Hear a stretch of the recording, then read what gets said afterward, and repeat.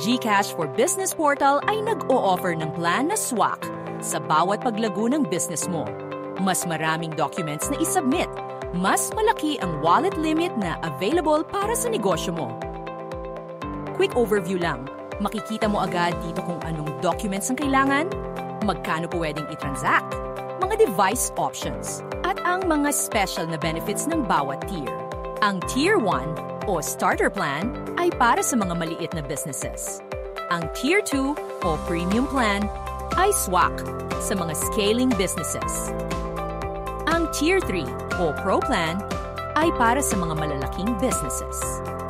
Just starting your business? Kung fully verified na ang GCash account mo, no need ng business papers, pwede ka nang tumanggap ng payments agad-agad.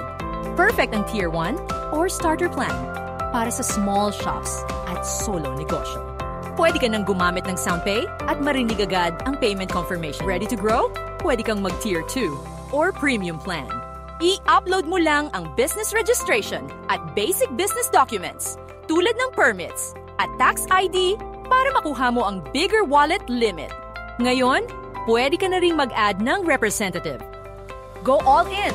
Mag-Tier 3 na or Pro Plan.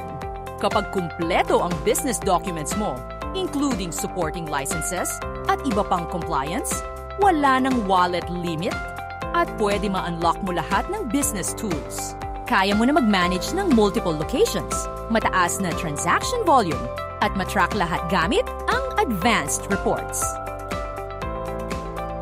Sa mas mataas na plans, mas marami kang features na ma-unlock. I-breakdown natin kung ano ang kailangan mo sa bawat plans. Mas mataas ang tier, mas marami ang kailangang business documents. Pero bawat dagdag na document, mas mataas ang wallet limit. Sa bawat plan, mas marami kang paraan para palaguin at patakbuhin ang negosyo mo. Bigger wallet limit at iba't ibang payment solutions at improved reporting. Kahit anong tier ang piliin mo, may GCash device na swak sa business needs mo.